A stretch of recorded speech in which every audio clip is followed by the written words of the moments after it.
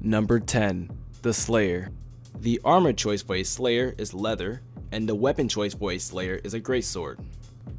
Some of my favorite Slayer skills include the overhand strike. You swing downward for a massive blow, you swing faster if you use it right after one of your other melee attacks. And my other favorite skill from the Slayer includes the End Cold Blood ability. You increase your power and attack speed for a few seconds, which is very good for a dungeon or maneuvering in a boss fight. Why did I put the Slayer so low on this list at number 10? There's two reasons. One, me. I am not a personal fan of one-handed characters in any game. For example, I never liked the Great Weapon Fighter in Neverwinter, and I never will. And number two, there is another class in this list that is much better in terms of damage input and durability, and that class is the Berserker. So that is my small opinion of what I think of the Slayer class. Number 9. Sorcerer. A sorcerer's playstyle includes wielding a disc, having a lot of AoE abilities, and a very good class for crowd control. Essentially, what is crowd control? Crowd control is basically a class controlling a mass amount of mobs and then killing them.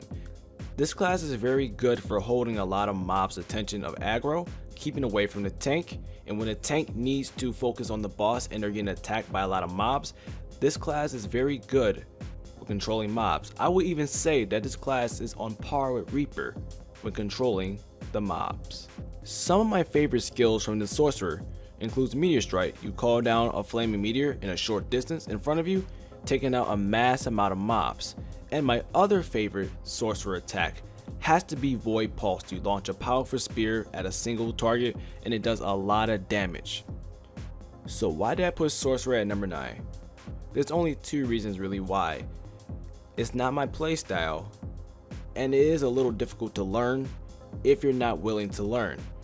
This type of class is one of those classes that you need to study some of the skills so you can mix and match some of your skill sets to be a very good sorcerer. This type of class requires patience, excessive studying, and getting used to the playstyle. This is not one of the classes you can easily just pick up and play. It requires a lot of your attention and a lot of your time. Number 8. The Berserker. Much like a Slayer, a Berserker is also one-handed as well. The only difference between a Slayer and a Berserker is that the Berserker wields heavier armor and the weapon that it wields is an axe. Some of my favorite skills from the Berserker has to be Unchained Anger. You sacrifice some of your HP to gain MP.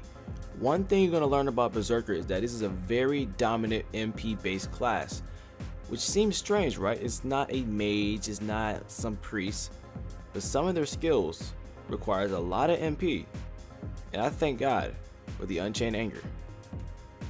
Another skill that I can appreciate from Berserker has to be Bloodlust. You temporarily increase your power, balance factor, and impact factor, which can be a game changer in a dungeon.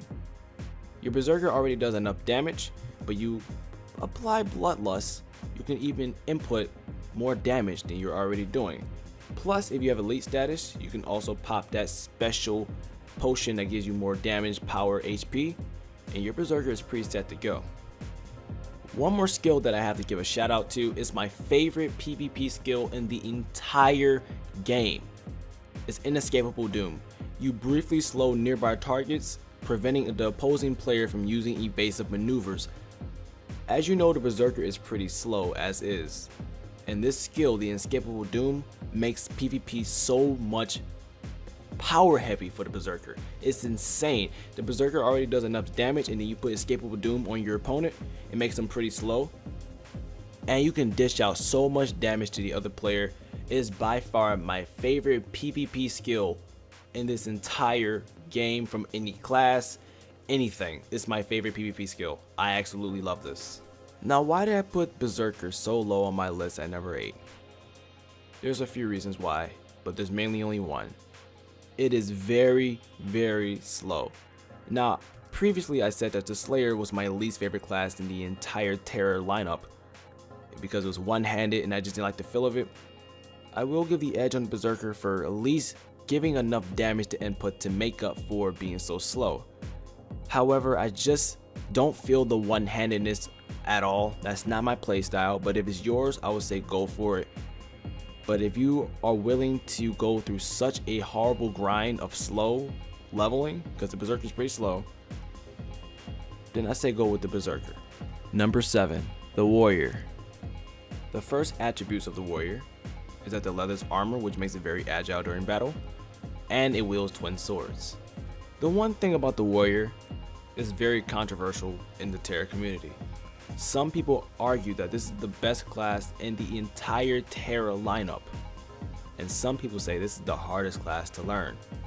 Now, I made a previous top 5 way back last year, and I put the Warrior in my top 5 because I absolutely love the class.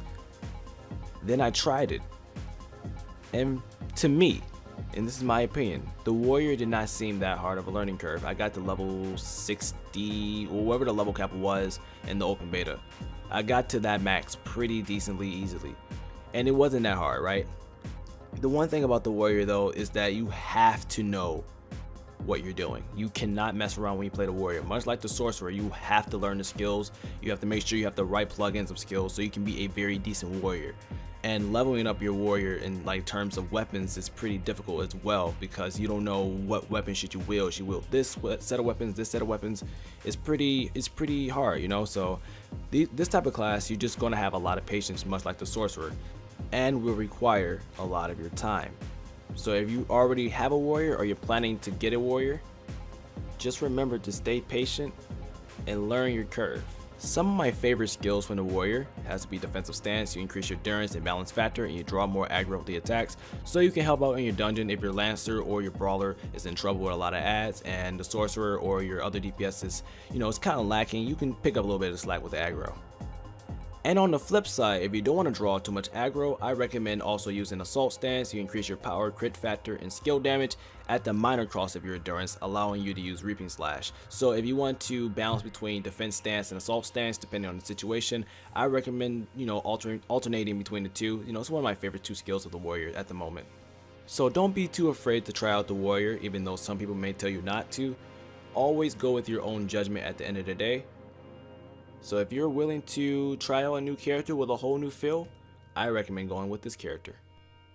Number 6, the Archer. The Archer's armor set is very light, so it's very fluid and agile within a dungeon or an area, and the weapon that it wields is a bow.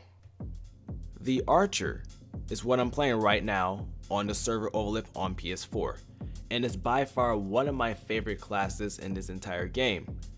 But if it's one of my favorite classes in the entire game, why am I putting it at number 6 rather than something like number 3?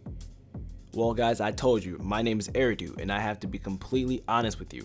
I have tried out all 10 characters, and by far, there is something much better than the Archer. But I won't give the Archer too much slack. The Archer by far has one of my favorite skills in the entire game, period, which is Thunderbolt. It's essentially just this amazing one-shot, one-kill type of ability that does so much damage. It's much like a Berserker or much like a Meteor on a Sorcerer. But what is hindering the Archer's growth? Well, I can tell you. The Archer is very expendable when it comes to a DPS. If you don't play your cards right in terms of certain movesets or not dodging in the right time of an extremely powerful AoE attack from a boss, you can die just like that. It's one of those classes. It reminds me of a Trickster Rogue. It's funny because it's an Archer in Neverwinter, but it does remind me of the Archer in Neverwinter. It reminds me of a Trickster Rogue, because I remember a Trickster Rogue in a dungeon in Neverwinter just died just like that if you didn't time or dodge a boss move just like that. And this Archer on Tera reminds me just like that. Now I can tell you from the Archer in Neverwinter, you can barely die on an Archer. You can do pretty much okay, and I believe the distance between an Archer and Neverwinter, you can go way farther than anything on Tera, right? And that's the one thing that I don't like about the Archer, is you can die too quick, but you can change that if you can just learn the movesets and you can dodge things at the right time.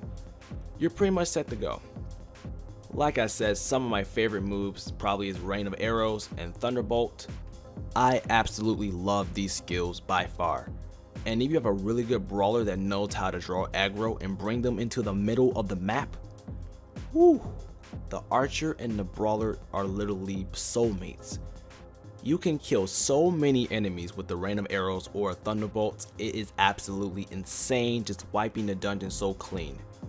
If you have made it this far, then A, you are a true fan of Aerdou, or if you're new and you made it this far, you might as well hit that subscribe button, man. You're pretty much in love with me. And number 2, you guys get to hear this message.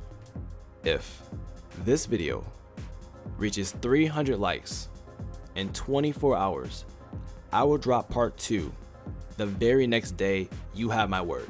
Get this video to 300 likes. I promise you I will drop part 2, which includes my top 5 classes that are playable right now that a beginner like you, or maybe a refresher for a veteran like you need to hear this. You need to hear my input, and then you should make your own judgment. Thank you guys for watching Aerdou. I'll catch you all in the next video, and as always, peace.